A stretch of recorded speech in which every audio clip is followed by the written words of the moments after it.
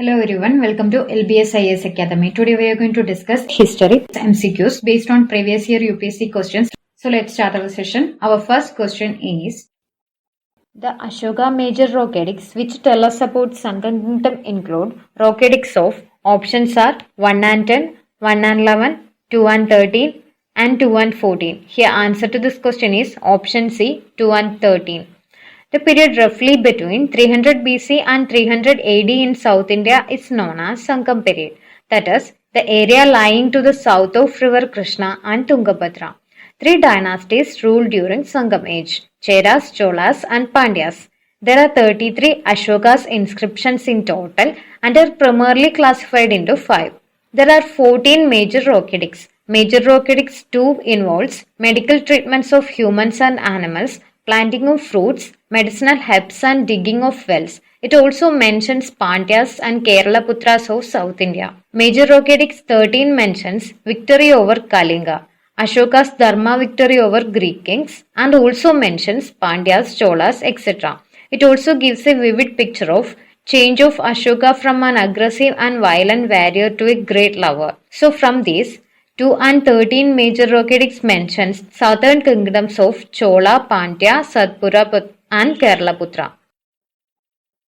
Which one of the following was initially the most powerful city-state of India in the 6th century BC? Options are Gandhar, Kamboji, Kashi and Magadha. Here question is asking about initially the most powerful city, that is starting of 6th century. So answer must be Kashi, because initially Kashi was most powerful, that is at the starting of 6th century BC Kashi was most powerful, but then later half of 6th century Magadha emerged as the most powerful kingdom. So here answer is Kashi. Kashi was one of the 16 Mahajanapadas and one of the great states that emerged in northern India at the start of 6th century BC. The period of Mahajanapadas is also known as period of second urbanization, as the center of polity and economy shifted from India's northwest to eastern states. Of the 16 Mahajanapadas, Magadha, Kosala, Vatsa and Avanti were more powerful. They fought amongst themselves for years. However, over the years, Magadha gained sovereignty and became the most powerful Mahajanapada. Magadha was the most powerful city-state of India in the 6th century. It was nucleus for many big kingdoms like Mauryas and Guptas between 684 BC to 320 BC.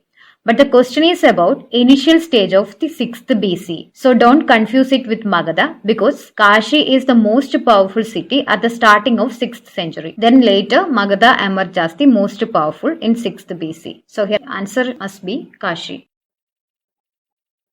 The Indo-Greek kingdom set up in North Afghanistan in the beginning of 2nd century BC was, options are Scythia, Cedracia, Bactria and Aria. Here answer to this question is option C, Bactria. The Bactria region extended between Hindu Kush mountain range and Amur Darya river, which is recognized as the modern day Afghanistan and Tajikistan, to establish the Indo-Greek kingdom. The Indo-Greek kingdom or Graeco-Indian kingdom has established when Graeco-Bactrian king Demetrius invaded the Indian subcontinent and has ruled over the northwest region of the Indian subcontinent, that is mainly modern Afghanistan and Pakistan, along with parts of northwestern India. So here answer to this question is option C, Bactria.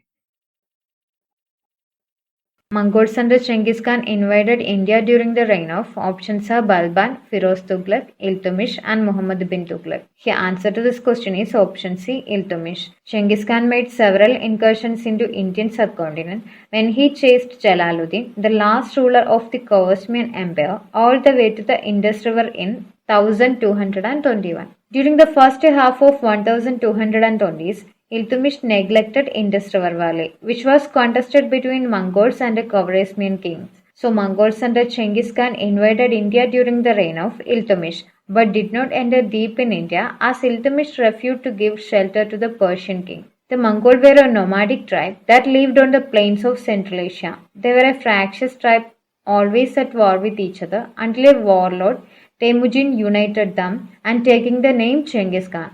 Today, Mongol Empire is the largest contiguous land empire in human history. After Genghis Khan's death, Mongols suffered a series of defeats when the Delhi Sultanate undertook military campaigns against them in mid 1300s. So here answer to this question is option C, Iltutmish. Consider the following events. Region of Krishnadevaraya of Vijayanagara, construction of Qutub Minar, arrival of Portuguese in India, death of Firoz Tughlaq. Correct chronological sequence of these events is, here answer to this question is option A, 2431. That is, construction of Qutub Minar, death of Firoz Tughlaq, arrival of Portuguese and region of Krishnadeva.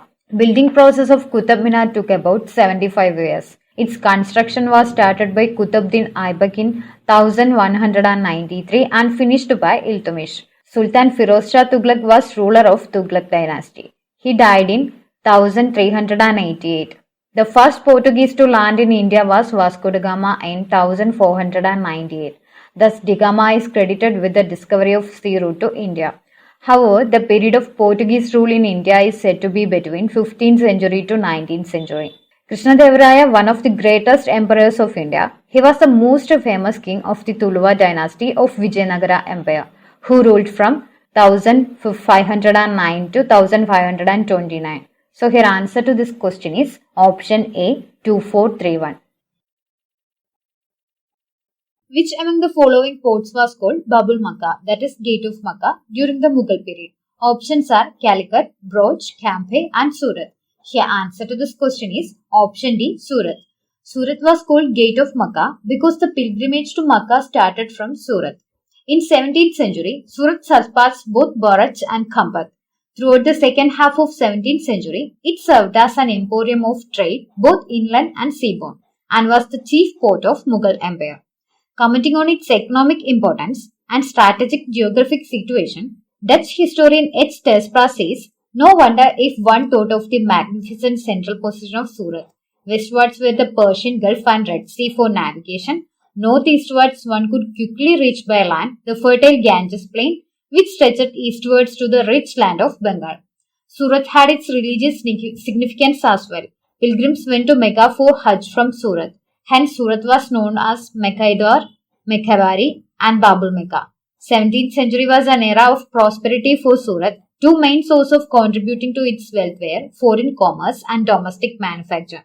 Traders from all over the world came to Surat. Muslim, Arab, Turkish, Iranian, Jewish, Dutch, Portuguese and English traders had settled in Surat. So here answer to this question is option D, Surat. The most short-lived of all the Britain's constitutional experiments in India was the option A, Indian Council Act of 1861, option B, Indian Council Act of 1892, option C, Indian Council Act of 1909, option D, Government of India Act of 1919. Here answer to this question is option C, Indian Council Act of 1909. Time span of the given acts are Indian Council Acts of 1861 lasts for 31 years, Indian Council Act of 1892 lasts for 17 years, Indian Council Act of 1909 lasts for 10 years, and Government of India Act of 1919 lasts for 16 years. So here answer to this question is option C. Indian Council Act of 1909 introduced a few reforms in the Legislative Council and provide association of Indians in the Executive Council of Viceroy and Governors. It was more commonly called Morley-Minto reforms. Simon Commission of 1927 was boycotted because option A, there was no Indian member in the commission. Option B, it supported the Muslim League. Option C, Congress felt that people of India are entitled to Swaraj. Option D, there were differences among the members. The answer to this question is option A, there was no Indian member in the commission. Simon Commission was composed entirely of British members, with not a single Indian member being included in it. This was seen as an insult to Indians, who were right in saying that their destiny could not be determined by a handful of British people. Indians were outraged at their exclusion from the commission. Congress Party decided to boycott the commission at their session at Madras in 1927. When the commission landed in February 1928, there were mass protests, hartals and black flag demonstrations all over the country. People were chanting the slogan, "Simon, go back."